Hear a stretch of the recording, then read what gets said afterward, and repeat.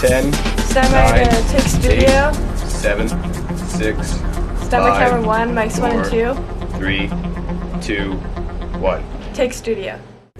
Good morning, Morinville, and welcome to another episode of MCTV News. I'm your host, Chad Worthington. And I'm Charlie Arbuckle. And on this episode of MCTV News, Ethan Boissonnault shows us the adventure of the 28th annual Roger Champagne Memorial Bike Trip. Brad Bullock shows us a good time with his signature barbecue burgers. Piché looks at the Primeau track meet, and some random guy named Rick Melnychuk brings us some basics by taking us to Baldi's schoolhouse. But first, here's our top story. Some of you watching on this new device called a radio may be wondering who we are. Well, some guy named, my mustache fell off, named Robert Bishop filmed us back in 1921 as we were making our famous silent film. Dear Lord, that'll make us over 100 years old. Apparently, silent film stars are timeless. Here's the 21st century premiere of Studio Madness.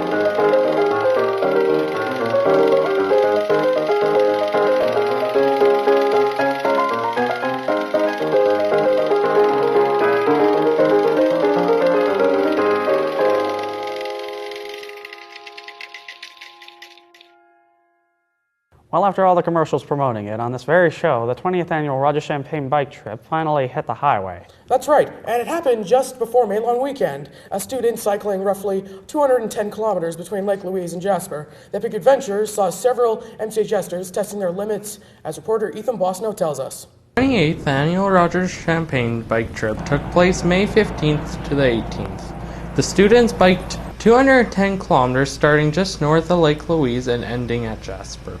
Just gives students at MCHS an opportunity to cycle through the Canadian Rockies, and we change the route a little bit every year, but the main point is just to get kids out in the great outdoors and enjoying the Rocky Mountains, which are so close to Morinville and kind of part of our backyard. Every bike trip there is a support driver behind the bikers to cheer them on and to help them out if they have any issues. I started really young. I used to actually ride with my dad when he was the support truck driver on the training rides. And yeah, after he passed away, it was just kind of a natural thing to step in and fill the role and continue on with that.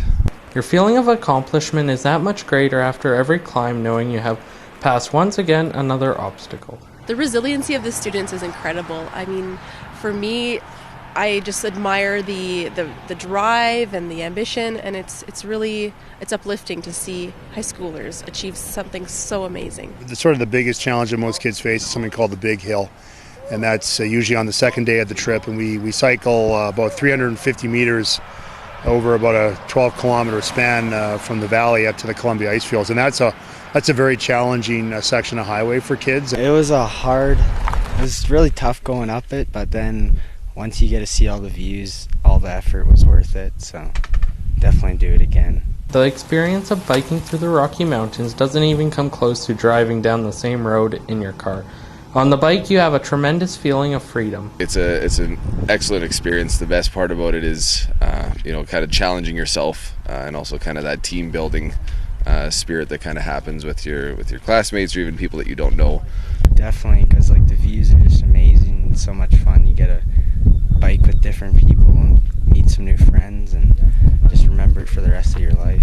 The MCHS annual bike trip is one you don't want to miss. It's filled with endless views and unforgettable memories. For MCTV News, Ethan Boissonnault reporting. Last week, 5 environmentally inspired MCHS students headed to Hilton, Alberta for their MCHS's first ever appearance at the Alberta Envirothon, competing against schools from all across the province. The team coached by Mr. Neil Kortash as they walked away with a silver medal. Here to talk about their experience at the Envirothon is MCTV's very own Skylar Boissonnault. Thanks for joining us in the studio today. Thanks for having me. All right. So the first question that I have is, what exactly is the Envirothon? For the Envirothon, for somebody who wouldn't know, it's a competition that was held in Hinton. So we were given a scenario about a farm before, and then we had to come up with a solution to the farm, and then we had a series of tests that we had to compete in after. So what did you have to do to actually qualify for this event? Anything special you had to do? We were just, there was no qualification. We signed up for it. And it's actually because we got second place, we get the opportunity to go to North Carolina because gold place can't make it. Good for you. That actually falls up into my next question. What were you actually expected to do there at the Envirothon?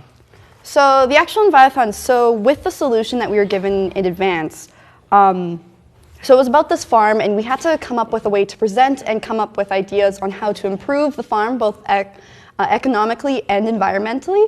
And so all the other teams also did the same thing, and we were scored on our speech and how well our ideas were presented and everything like that. Then the series of tests, there was wildlife, agriculture, which was the main focus, aquatics, forestry, and my brain is blanking on the last one. All right. There was another one too.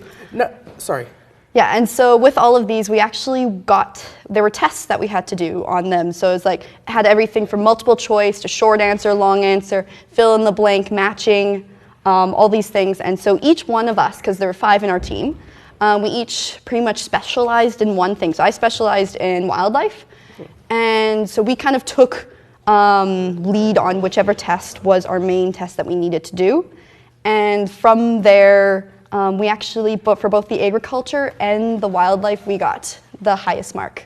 All right. So you guys actually ended up winning second place there, I believe. Yes, we did. Now that you've won that, is there anything you have to do next, like a higher level of competition? Yes, so we're going to hopefully go to North Carolina because we did.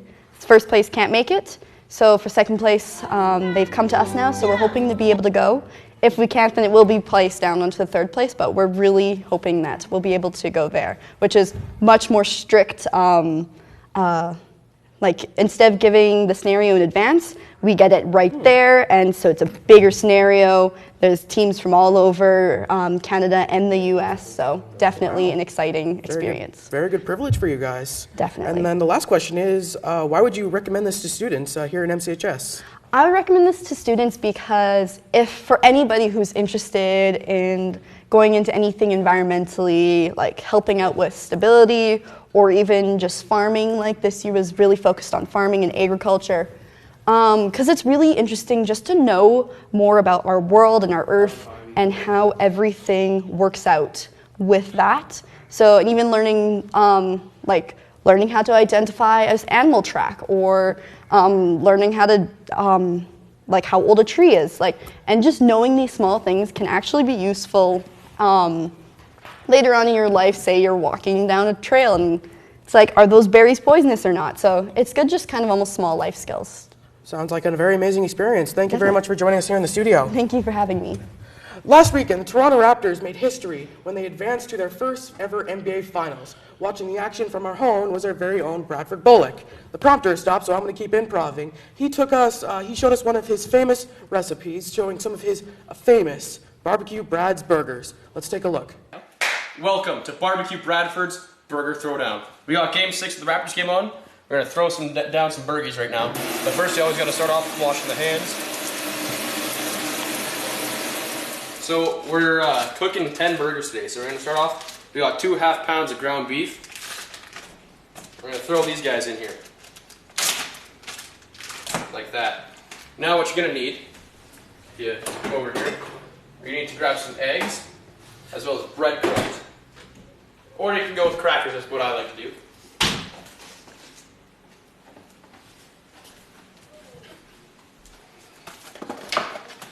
If you go with a half pound, you usually just do 1 egg, but with a pound of beef, I usually throw in 2 of these guys.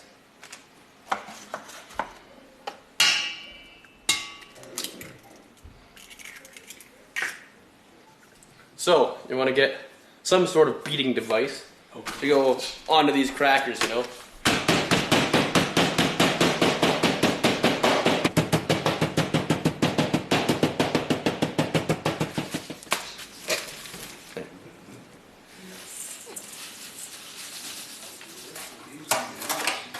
So I like to throw some flavor boosters into my meat.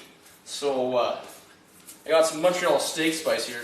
You just want to give it a nice, decent amount. I like to eyeball it just because, like, I'm Barbecue Bradford. I'm living it up out here. And then some salt and some pepper, just why not? So now it's time to get the hands a bit dirty when we blend this up.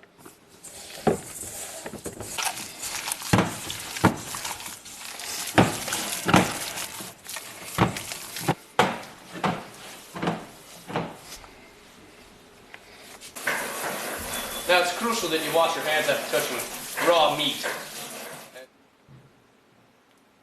So now we're going to form our burgers. So you like to get a solid little clump. And just give it a nice gentle roll, and as she starts forming, you give her a couple good hits to flatten her out.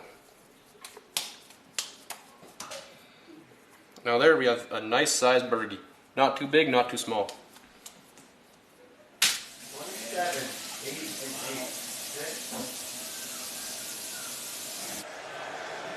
So no meal is completed without corn on the cob. So we got some brown sugar water. We're hucking these guys in.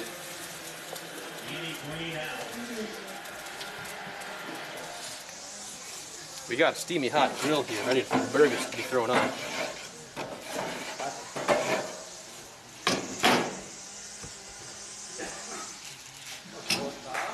We got our handy dandy spatula.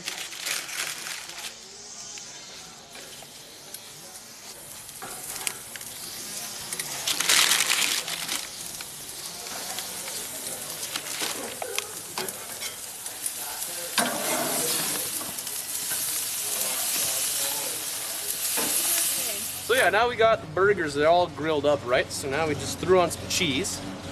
And now we're gonna close this lid. We got it on low heat. Gonna let the cheese get all melty gooey. So we got the cheese all nice and drippy gooey right now. So we are gonna extract these burgers from the grill.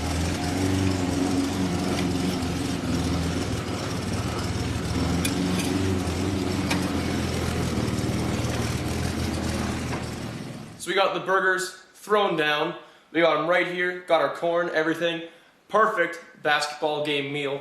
Also, our Raptors are currently winning. If they make it onto the finals, Expect another barbecue Bradford Throwdown. And that's it for me. Let's go watch the game.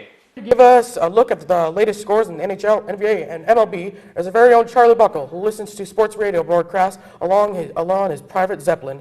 Here's to give us the loop. Take it away, Charlie. Thanks, Chad.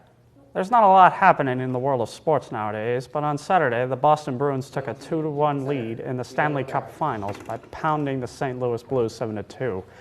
In the NBA, last night the Warriors evened up their final series against the Raptors, winning 109-104, largely thanks to the 18-0 run in the third quarter. Last but definitely not least, in the majors, the Florida Marlins beat the San Diego Padres 9-3, and the Red Sox beat those darn Yankees 8-5. Coming up next, reporter Jane Piché headed outside a couple of weeks back as Morinville Community High School played host to the junior high track meet, competing in a large variety of events. Grades 8 from Primeau and 9 students from MCHS were able to showcase their athletic abilities. Runners, take your marks. Set.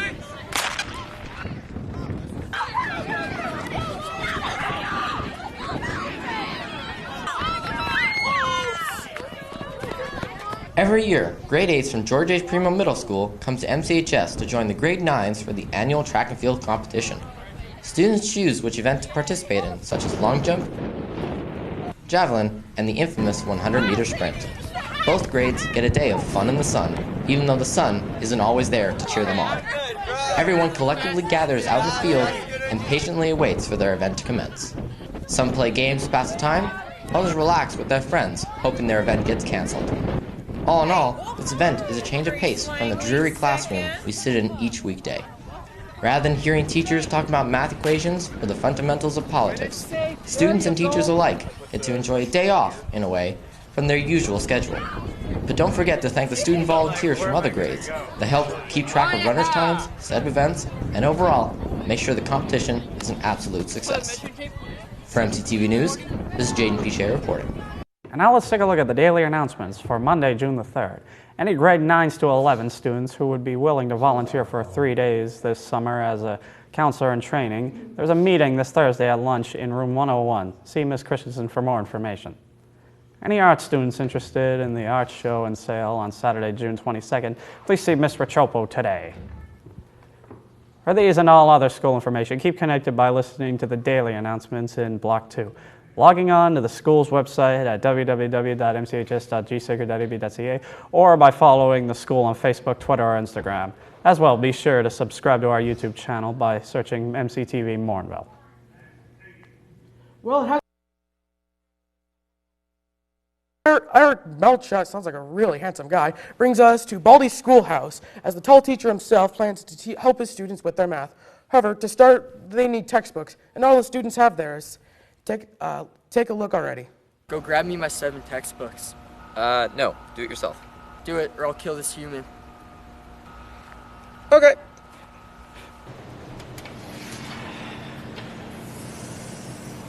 Oh, hi. Welcome to my schoolhouse. Hi.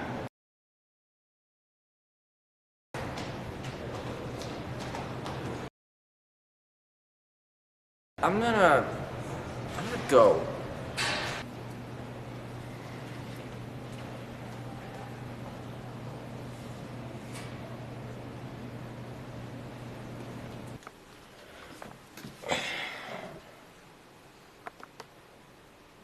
Okay.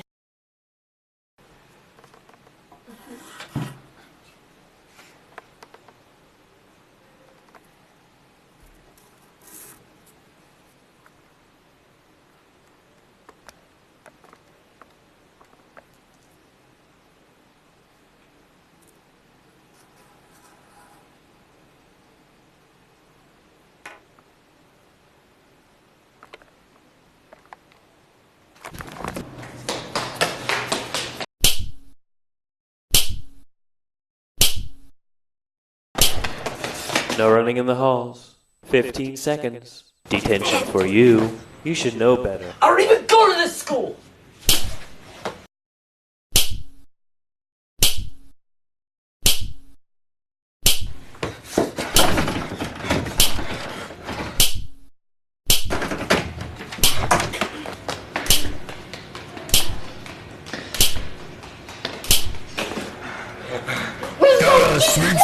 sleep! I gotta get those notebooks!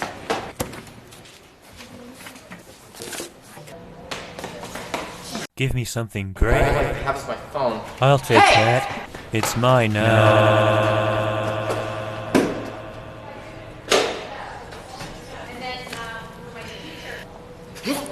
No stabbing people with pencils in the halls. Why? 30 seconds. Detention for you. When will you learn?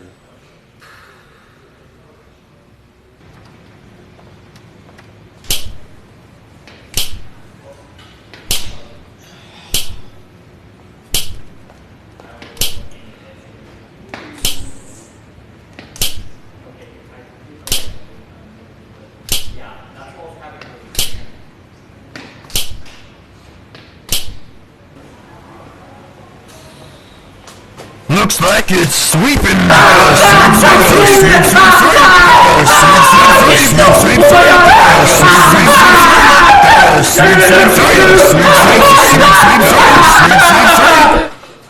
This is ridiculous.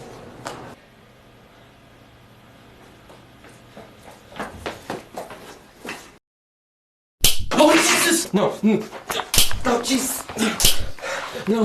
No! No! No! No! No! No! No! No! No! No! No!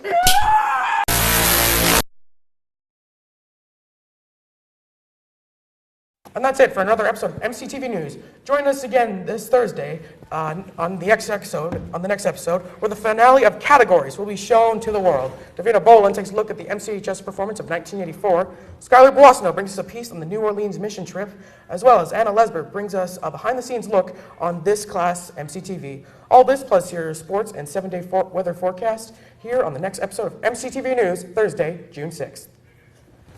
I don't know about you, Charlie, but you know that new movie Nosferatu? Oh yeah, I heard about it. I was told that about by one of my cousins, and apparently it's like one of the scariest movies. Yeah. The whole thing with the coffin and like the sunlight and the thing at the end with the hand, it like blows my mind how much like movies have changed. Yeah, really does. Mm-hmm. From all of us at MCTV News, I'm Chad Worthington. And I'm Charlie Arbuckle. Thanks for tuning in.